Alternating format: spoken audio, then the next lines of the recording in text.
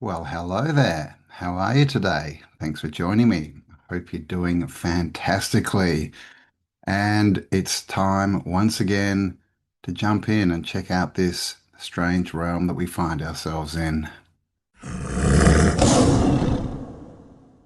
That is South Africa right there. So same buildings, so people can see. Same buildings right here.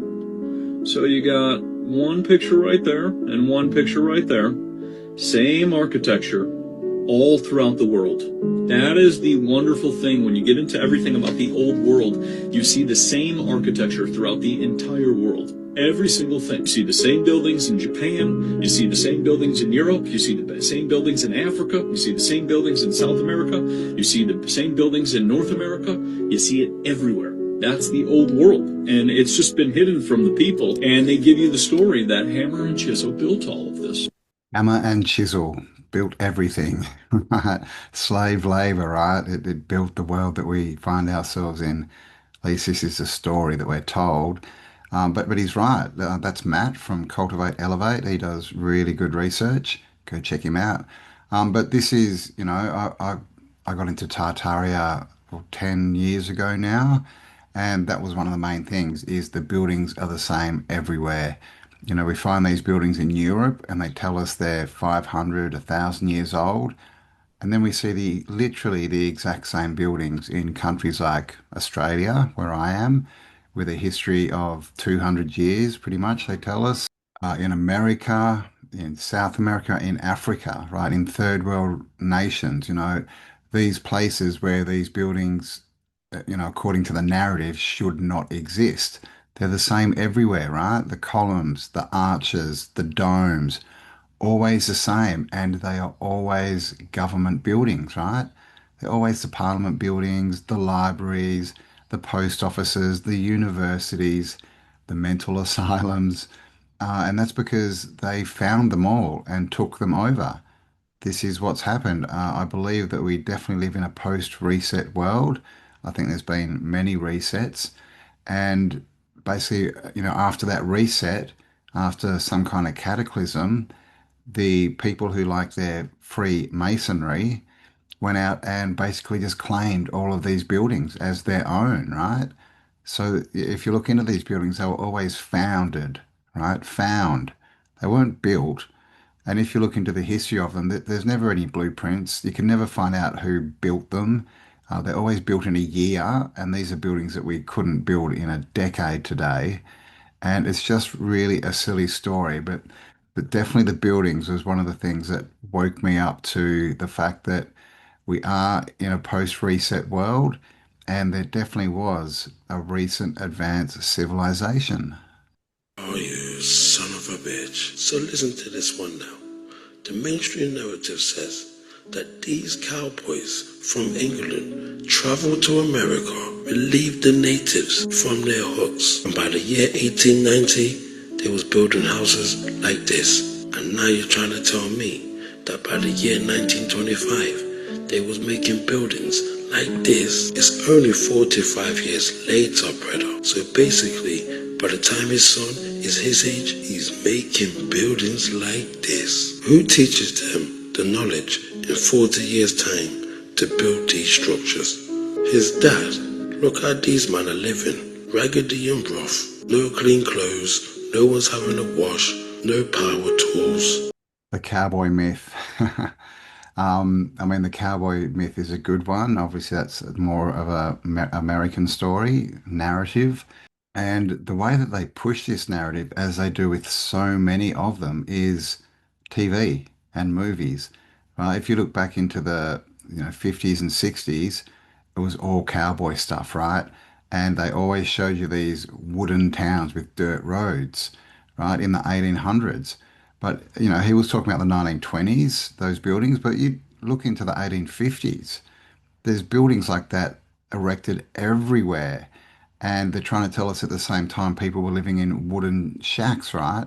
We get it in Australia too, right? All these pictures of people in bark huts living in the mud. But then, you look at the cities for that same year, and they are built out with massive old world buildings. So the story just does not make any sense at all if you look into it.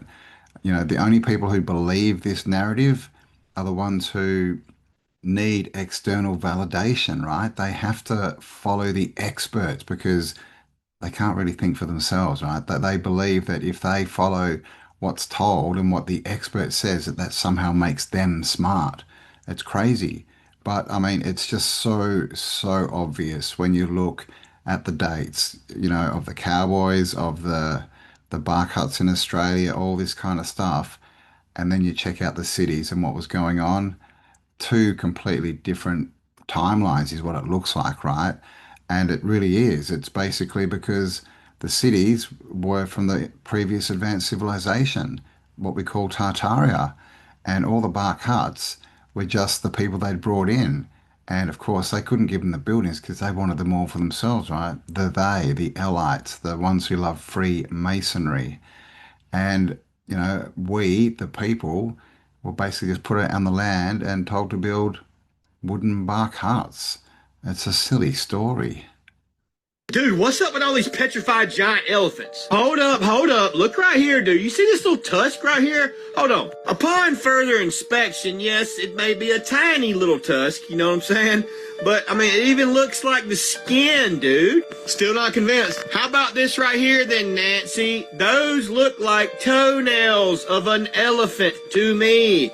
This is absolutely incredible, man. You got this other one right here, man. Elephant rock in the Philippines. Now, I can understand people's argument. Well, it ain't dude, it's just a rock. Because, yes, while it does favor an elephant, I'm not saying that it would. But this one right here, dude, look at the tusk, man, and the toenail. That's almost can't be a coincidence. But this is supposed to be a natural rock formation. Natural rock formation, right? Now, look at the little toenails, man. Look at the little wrinkles on his little foot. You know what I'm saying? Just like a real elephant. It's always the questions, never the answers. Y'all have a good day. The Titans. And the mainstream will tell us that that's just either pareidolia, right, where we see things that aren't really there, or it's millions and millions of years of wind and rain erosion, right, which is just, I mean, that story is just, it's just dumb. It's just stupid. It really is, for the wind and the rain to sculpt animals and giants and all this kind of stuff. It's just crazy. And the thing is with this, if there was just one, well, sure, it could be, a freak of nature, it could be pareidolia, but there's things like this all over the place, all over the realm. There's giants in mountains, there's the elephants, there's giant turtles and other animals, the snakes, they're everywhere. So what does this mean? What happened? Well, we're told that, petrification, fossilization is something that takes millions and billions of years, right, to happen, but it doesn't.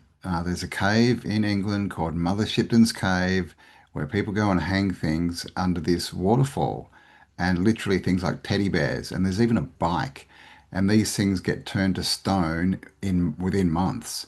And the reason is because the water that's flowing over them is highly mineralized, right? And so those minerals attach and basically become the object that they're seeping into, and so, all of this stuff about millions of years, they need to push time back so that they can build in their stories, right, of how all this stuff happened, right? It's always millions of years and all this dumb stuff. But please let me know your thoughts. What do you think all these things are?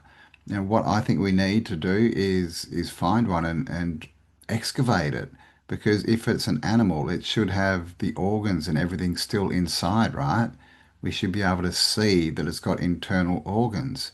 And there's actually a mountain that's called El Montgo in Spain, and a few people have done videos on this, mainly the channel Stellium 7, and he actually goes, sends like a drone or, cameras inside the ear hole and finds that the ear canal of this mountain is exactly the same as an elephant's ear canal, right? And you look behind where the eyes should be, and there's space for the nerves to go through, and everything. Like it literally is biologically correct. But let me know your thoughts. What do you think? Are these fossilized giant creatures? And if so, how do you think that happened? because, I've given this one a bit of a thought, and I kind of think that, one of the most logical answers would be a flood, right, of highly mineralized water that flooded, everything and basically turned these creatures to stone. But the question is, how are they still standing up? Because they look frozen in time, don't they? So, we do have stories like Medusa, for one, who would turn people to stone, with the snakes in her hair. What are the snakes? Is it some kind of electricity? I don't know. In the Bible, there's people turning to pillars of salt, all this kind of stuff. So, I tend to think that there was some kind of electric charge involved in this as well that somehow froze the animals, right, and very quickly turned them to stone. Because we've just got so many examples of this throughout the world. It's a bit of a conundrum, right? Like, people say, oh yeah, it's just it's a giant, it's an elephant, that's been petrified. But how? That's my question is how did this happen? And of course, the word petrified is very interesting, isn't it? Were they scared to death? Do y'all remember last year when we all collectively said that there's no way FBI agents would come and knock on our doors here in America about social media posts? Well, I'm going to play a video because that is exactly what is happening, and this is not the first video that I have seen. It is here, and they are knocking on our doors and asking us about what we're posting online, about our opinions. And I'm just going to play this video because this is a perfect example of how to handle it. Can you give your full name, please? Is that sufficient to identify as the only one O'Donnell affiliated with the FBI? Could you please state your full name, sir? No. It's First Amendment right. What's your name, sir? Absolutely not. You can show me your name and identification or I'm going to go back inside my house. Oh, this is going out right after you guys walk away. So you can show me your name ID, you can walk away. I'm not going to talk to people who claim to be federal agents unless they can show me identification. And neither of them do. I need to see, is your full name on that badge? I'd like to see something with your full name or I'm not going to talk to you. This will be going online as soon as you walk away.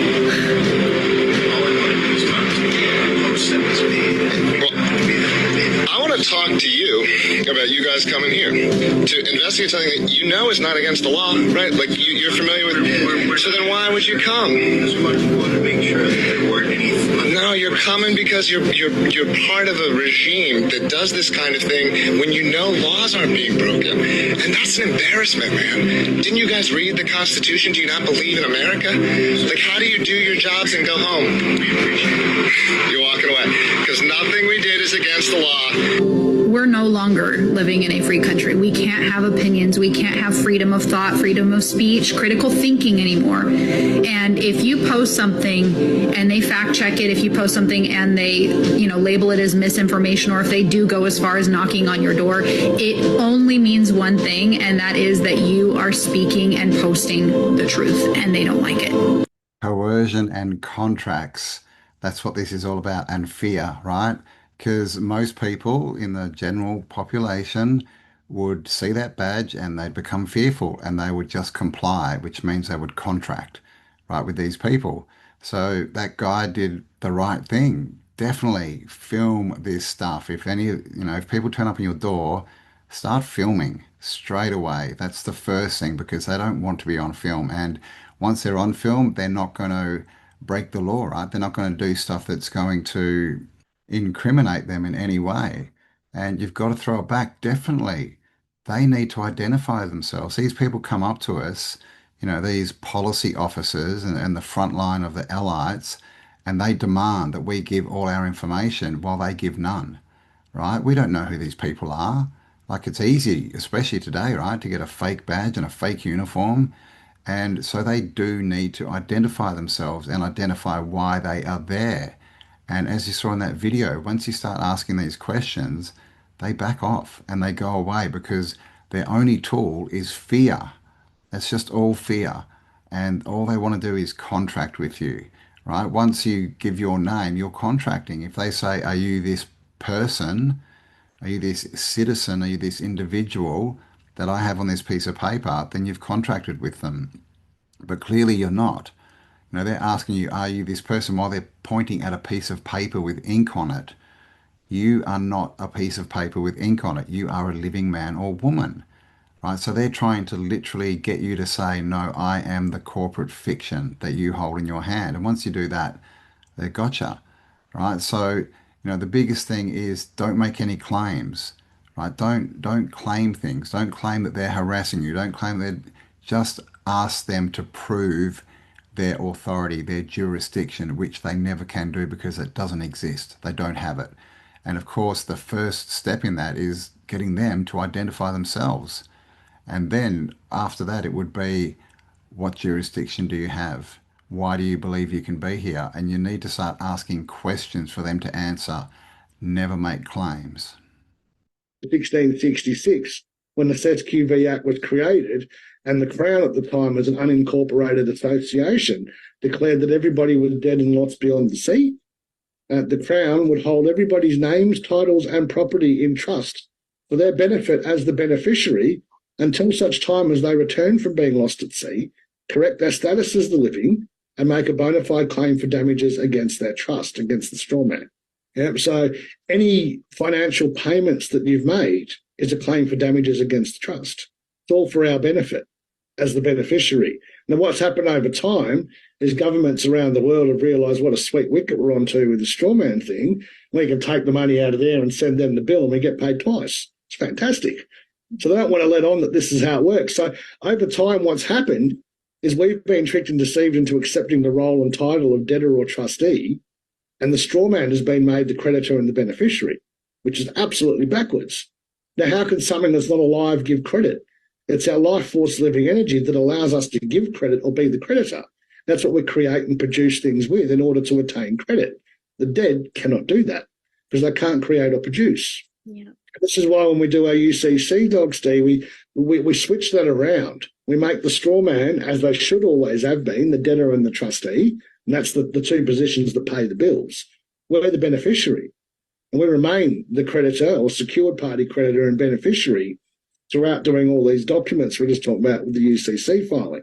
So it's a way of correcting our status, maintaining and verifying that, again, we don't need to reclaim our rights. All we're doing is making it publicly known that we're not a person, we are a living man or woman of flesh and blood, and that we hold the title and the role of the creditor or secured party creditor and the beneficiary. Yes, you are the beneficiary of the trust, right? Which means all the benefit goes to you. And like you said, they're double dipping. When you get a mortgage, a house loan, or any loan for that reason, they take the money out of your trust, right? And it's your money, and they give it to you, and then they trick us into thinking that we have to pay it back because we believe that they have loaned us the money, which they haven't. They've literally taken it from our trusts, and then they get us to pay it back with interest. It's such a scam. And you may have noticed he said 1666 is when the Sesquiv Trust was, well, the whole Sesquiv Trust system was enacted. The year I-666, right? Ring any bells? There's all this discussion of what does 666 mean? And I think that's where it goes back to. I think it's all their legal jargon, their maritime law. But what happened is they introduced them because people were going off to wars and things. And so the trusts were predicated on the fact that if people went to war and died, how would they look after that person's trust, right? Their assets. And basically it was held for them until someone living came and claimed it, right? And this is, and like you said, it's been a big scam since then because they can double dip and take all this money. But this is what the whole declaring yourself as a man or woman is. It's you going back saying, hang on, I'm not lost at sea. I'm not dead. I'm here and I'm standing right in front of you. And, so if they ask you if you're a person, if you're this name, all these kind of questions that are trying to get you to contract, all you need to say is, no, I am the man or woman standing in front of you. do you dispute that I'm a man or woman standing in front of you? And they can't. They cannot dispute that. This is all coercion. It's all the only reason it works is because people believe the lies. People believe that the government somehow has control over them. Like, I mean, and that is the dumbest thing ever, right? Like, who would believe that some other random person who was born just like you somehow has control of you, somehow is higher than you and can tell you what to do? I mean, this is slavery, and it only works through fear, right? Fear of incarceration or fines, debts, all this kind of stuff, right? And of course, now with the whole online thing, it's hurty words, right? How dare you say those hurty words? But the thing is, if you are a living man or woman, none of that stuff applies to you. They have no jurisdiction. If they can trick you into believing that you're a citizen or a person or the straw man, whatever you want to call it, then they can because you've agreed. You've agreed to let them rule you. So it's time this year, 2026, that we all stand in our power as men and women. And that's all we have to do because a man or woman is more powerful than any corporation or any government. There is no jurisdiction that is higher than a man or woman apart from the actual creator. Canada is now selling fake meat and you didn't know about it. You probably think I'm joking, like there's no way they'd let lab-grown cow copies into grocery stores without telling us. But they did. So you're probably thinking, okay, so how did this happen? Health Canada has quietly changed its food regulations, and now cloned cattle and pigs don't need any special testing or labels before they're being sold. No headlines, no public rollout, just quietly signed off. So here's the biggest problem. If the government's this comfortable hiding something like that, what else are they deciding we don't need to know? They say it's safe, and that's fine, but safety isn't the issue, like I said, transparency is. And once that trust is gone, it doesn't come back. So Canada, let me know, do you actually care about this, or do you not care at all that the government just decided to mix this cloned beef in with real beef? Let me know in the comments below. Would you eat cloned meat? I definitely wouldn't. I mean, who knows what that stuff is? But I find it interesting that suddenly all this technology is everywhere to clone animals, right? I mean, Dolly the sheep, what was it, 1980, 89, I think? And Dolly the sheep actually gave birth, right? So it was a cloned animal that apparently gave birth to offspring, right? It was fertile. So they've had this technology for a long time. And as we know, once they let us know what the tech is or give us access to it, they've already had it for decades at least. So there's a whole story, the whole narrative of cloned people in Hollywood, right? And you know the entertainment industry. There's all these weird photos of doppelgangers from the past, and you know people changing their look, their form. So how long have they had cloning going on? Is one question, right? And how long have we already been eating these cloned animals? Because you may have seen the videos. I've done some podcasts on it on Tartari Australia, link below. That there doesn't seem to be enough animals, enough cattle, enough sheep, enough chickens being raised for what is consumed. So where is all this meat coming from? Right? It's a big rabbit hole, that one. And even the vegetables. Like, you know, when was the last time you drove past a carrot farm, right? Did a podcast on that as well called Vegetable Disclosure. But this is the thing. And you know, at the start he said, you know, do you believe your government, you know, would do this? Like, if you don't understand now that the government is not your friend, then I'm not really sure what else I can say. But you just have to look at the government, look at the past, look what they do, you know, just understand that they start wars. I mean, that should be enough for most people, that they willingly go out and kill people. And well, they don't do it. They get us to do it. They train people to do it. And they've got it to such a point that they train people to want to do it. You know, people join the army and think that they're serving their country, right? Serving their country. That's an interesting little phrase, right? What happens with all these people that die in wars? Are they served up to us? Who knows? But there is something definitely wrong with the food chain. Cannibalism might seem kind of gruesome.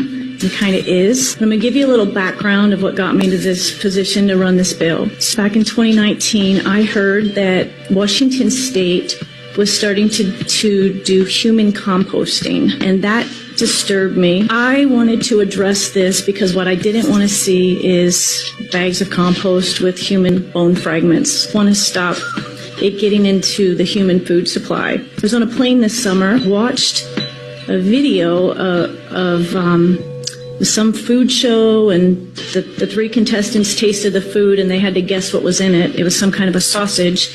And one of the options they told these people that was in the food was human flesh. Can you tell us the 3 secret ingredients that might be found in this amazing sausage that you made for us today? The 3 secret ingredients that might be found in this sausage are fish liver, human flesh, or shark. Are those really the 3 ingredients? Yeah, fish liver, human flesh, or shark. Is this separate? Is it? And that's just so there's a stigma surrounding this. We're good. We're good. We're good. Come on, Brian, please. All right. Yo. Thank you, Keith. Thank you very much. All right, Joe. Fish liver, shark, or human flesh. God help you, it better be shark. All right, 2. What do you think it's going to be? Shark too. Shark? The liver is like too obvious, and I don't think it's human flesh, so I think it's shark. Chef Keith, can you tell us what is the secret ingredient in this dish? Yes, I'm afraid you're both wrong. It is human flesh. No. No. Whoa. That's not okay. That's not all right. The way our society's going and the direction we're going, this is going to be normalized. There's only one state in the union that it is illegal, cannibalism is illegal, and that is Idaho. Only one state in the USA where cannibalism is illegal, which means it's legal in all the other states.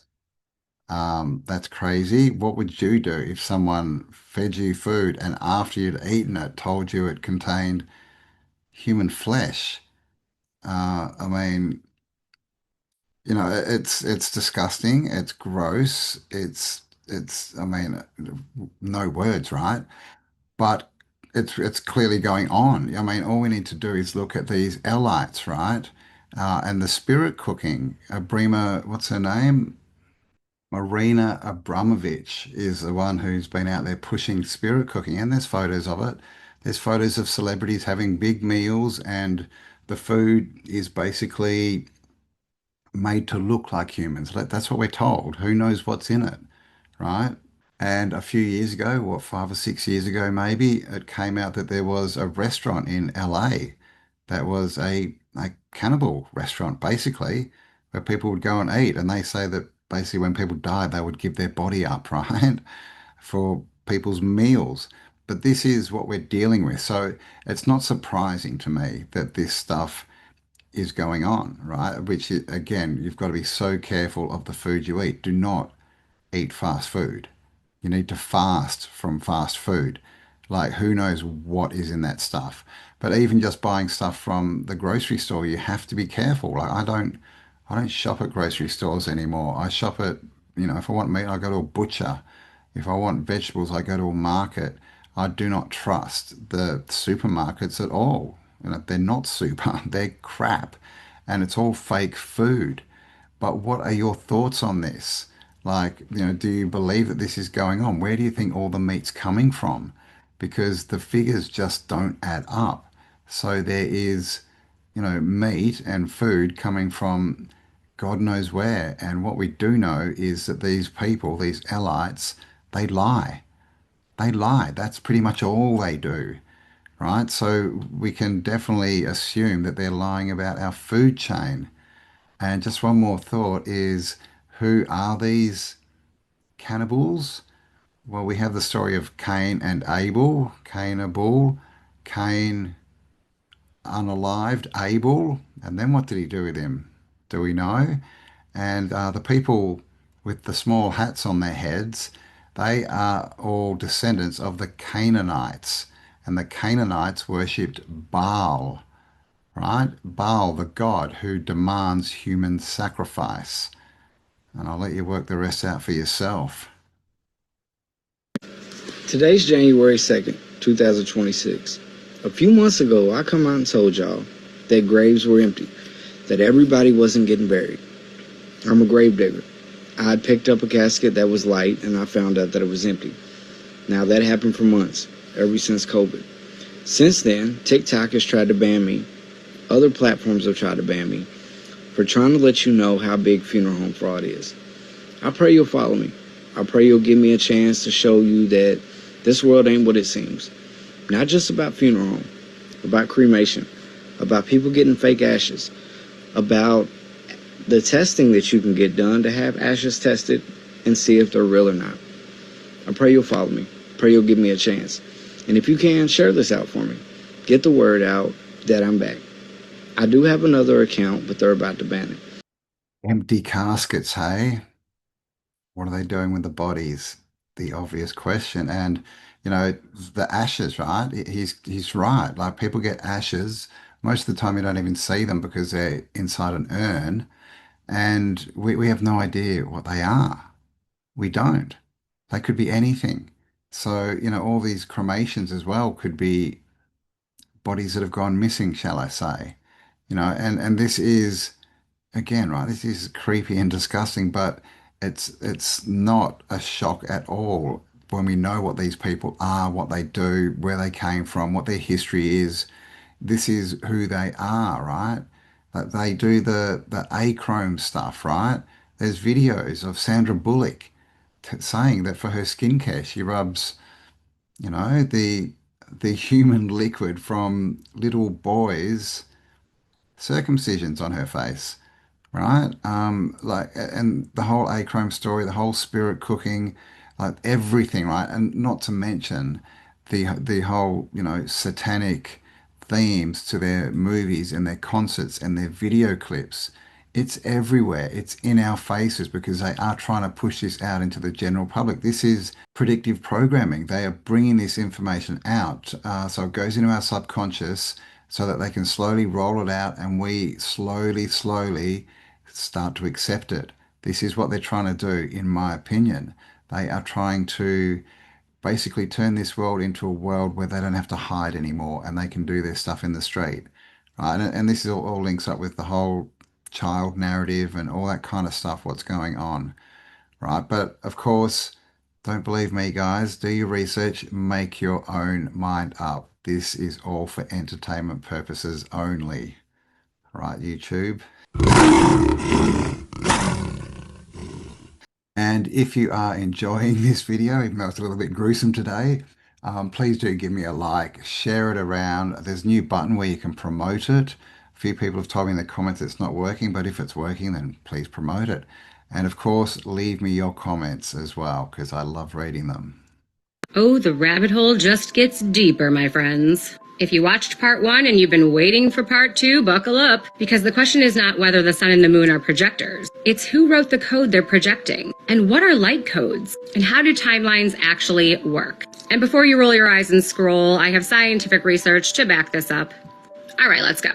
Okay, so every ancient culture, Egypt, Vedic, Hermetic, Mayan, said the same thing, that reality is coded. But the coder isn't a god outside of you. The coder is a fractal, a higher dimensional version of you, your oversoul, the part of you that exists outside of space and time. There is a study called the holographic principle, and this study suggests that the entire universe may be a projection from a higher dimensional information field. So what this study suggests is that when you get a download, you're literally pulling data from the same information field that wrote the simulation. Light codes can tie into this as well. In my original download, I was outside sun gazing, and part of the download was that light codes come through the sun because it's a projector or a portal, and it is information from other levels, dimensions of consciousness. It's not just photons and energy and vitamin D, but it's information. When researching, I discovered that these codes can come from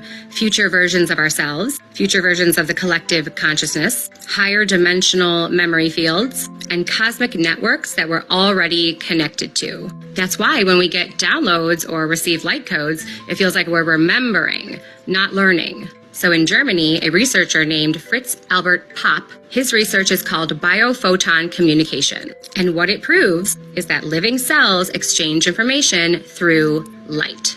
Because we are light, all the way down to in our cells, in our atoms, the protons, the neutrons, electrons swirling around, making energy. And then the rabbit hole kept going into timelines. And the best way I can describe this is most people think of timelines as linear, but they're actually like tabs open on your computer. The active tab, the one that you have open on your screen, that is where most of your consciousness is being projected. Tying this back to the sun and the moon, the sun projects the active tab, the physical timeline. The moon stores the memory of all the other tabs. And your consciousness chooses which tab to focus on, which one to open. So whatever you water grows. That's where it's at. And furthermore, if you're exhausted all the time, if you can't focus on anything, you're probably jumping from tab to tab to tab, timeline, roller coaster, all over the place. According to research by Hugh Everett and the quantum many worlds interpretation, all timelines exist, but consciousness selects which one you experience. This is also why we have deja vu, dream bleed-throughs, and flashes of other versions of you. All right, that was a lot, but there's still more. Because if the actual coder of the simulation is you, your oversoul, the version of you that exists beyond time and space, the one sending the upgrade and nudging you awake, then the next logical question is, why did you choose this timeline? And the answer might shake your entire reality. So if you think you're ready, comment part 3 and give me an I am remembering. Activation complete. Oh, I wanted to know why I chose this timeline. Geez, gonna have to find part 3. Interesting though, with the tabs, the computer tabs, you only, experience what you're focusing on, which is obviously where attention goes, energy flows, right? I've, been taught or, heard that it's like a record collection. You have all these records, but you only can listen to one at a time, right? Whichever's on the record player. Same kind of thing. So, let me know your thoughts on this. What small question, what is reality? Where are we? What is going on here, right? Like this is a crazy place to find ourselves. And I find it interesting that we know it's a crazy place to find ourselves, right? Like if this is the only reality that we've ever known, how do we know it's crazy?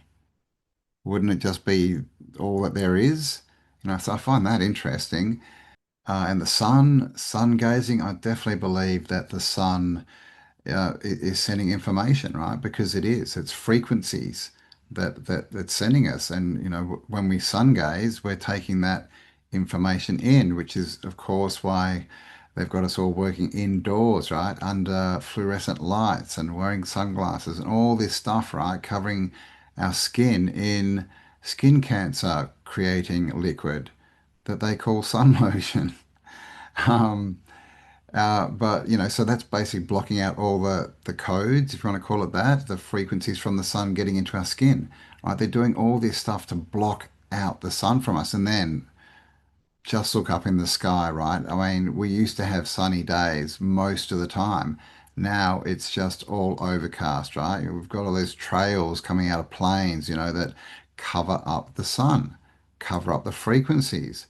And this is, I think, how they're trying to stop the awakening, I guess you could call it, the awareness expansion, because they're stopping us getting those codes, those frequencies from the sun, right, which give us the information.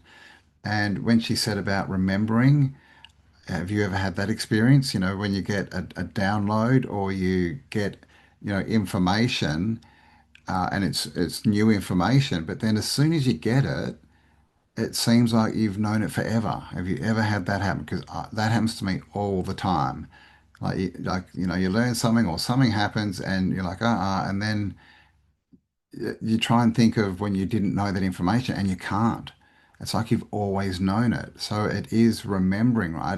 Which remembering is putting back together to remember, right? So, yeah, she hit a lot of interesting points there, but please leave me your comments and let me know what you think. What is this place and what's going on? I'm still looking for the answers. Why does the United Nations have a military base on the same mountain that Samyaza and Azazel descended upon? No, no, guys, I don't know these things. I'm asking you. Or maybe why is it that we can't create anything new anymore? And what I mean, why is it that we can't create anything new anymore? It's why does it seem like everything was already here when we got here? No, there's something in these. How is Northrop Grumman and Lockheed Martin able to have this type of technology that is almost futuristic? But Azazel's the one who taught them these things. I don't know these. I don't know. I gotta go. I gotta go. You got to stop eating Doritos, dude. Was that Doritos I was eating? Oh my God. Yeah, make better decisions, mate. But it's interesting the whole technology. Where did it come from? The fallen angels. Descend is an interesting word, isn't it? To descend. De is like un, right? De-evolve. Descend to unsend. Doesn't sound like they came down from the sky, does it? I don't believe they did. I believe, if they did, that they've just flown up there and then come down because I don't believe in space, the vacuum of space. It makes no sense at all when you look into it. I definitely am on the thought that everything is coming from the sea, right? All of these aliens and extraterrestrials, either coming from the depths because who knows if the ocean's even got a bottom, right? Or they could be coming under the ice wall, which means they'd be entering through the oceans, right? And then they could go up and descend, I guess. But what do you think's going on with all this tech? There's definitely a line of research you can do, starting back with John Dee, right? Who was working with Queen Victoria the First back in the 1600s, and he was, doing all this conjuring and spellcraft and stuff, and that's sort of a direct line down to Aleister Crowley, who was the guy who conjured up or made contact with an entity called Lamb, who looks like a grey alien, by the way.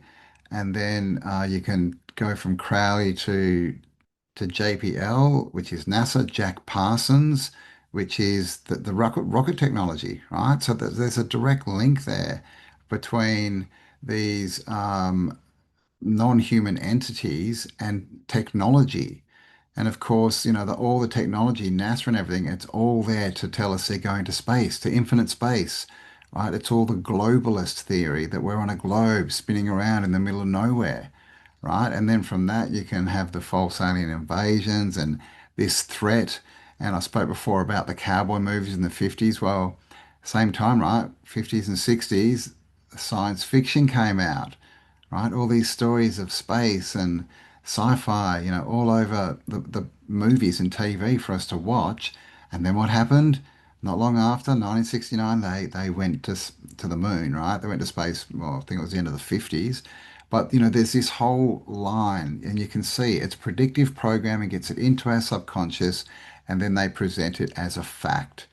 But does that make it a fact? No. Like things, just because people say things, it doesn't make them real. Right? What makes things real is evidence, basically. And then we know what these elites are like, right? It's all deception. So, obviously the theme of that video was, the fallen ones, the fallen angels. Do you think that they're fallen angels? And what does that even mean? What is an angel? We're taught through the Bible that they're, God's messengers. That's the sort of general narrative. But if you look into angels, it's an army. There's different ranks, there's different types of them. Some of them, like the seraphim, aren't angel looking at all. They're these weird, strange things. I don't know what they are. Cymatic shapes, maybe. Who knows? But they're definitely, when you look into the actual text of what an angel is, it's not some dude with wings in a white coat, right? Who's coming down to enlighten you. That's definitely not what it says. That's just the story we've been fed. Angel, angle, geometry, I don't know. But let me know your thoughts. What do you think? Are angels? Do you think it's the fallen angels? Do you believe in the Satan's little season? Because that's a big sort of theory that's going around at the moment.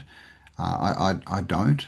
I don't believe that narrative because I don't believe in the religion, right? I don't believe because religion, legion, by the way, army again, just like the army of angels, the Roman Catholic Church. It's Rome never fell. It just turned into the Roman Catholic Church, right?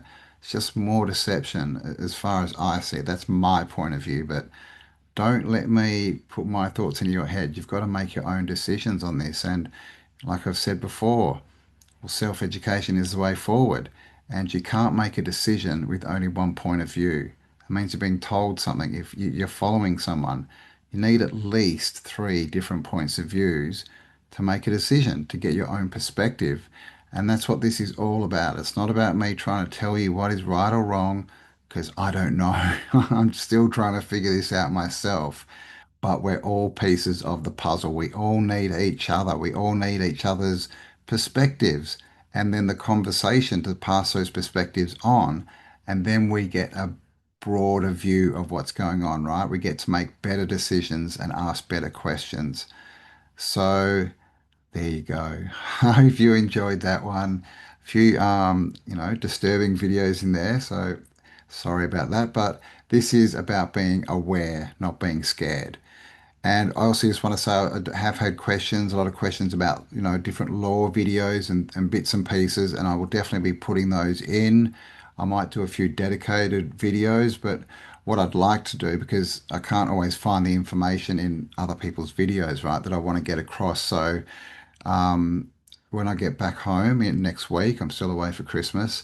I'm going to talk to the man who is teaching me about law and see if I can get him in an interview and get some real proper information out so I can ask questions and then get that out to you guys because it is important, right? And I think this is going to be a big movement for 2026 is, because waking up or becoming more aware is one thing, but actioning that is another.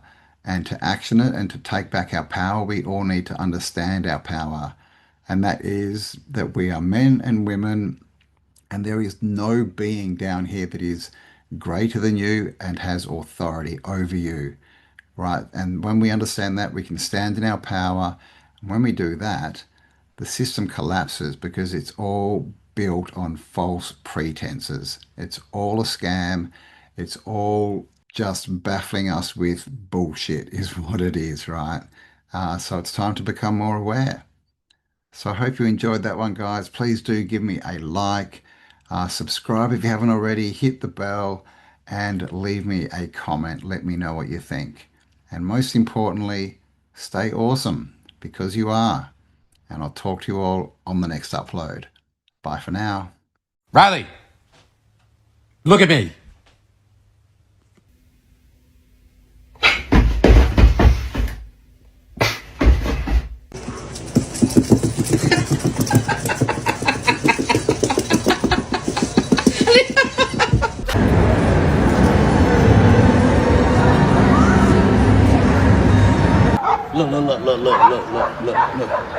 Look at this. Somebody come look at this.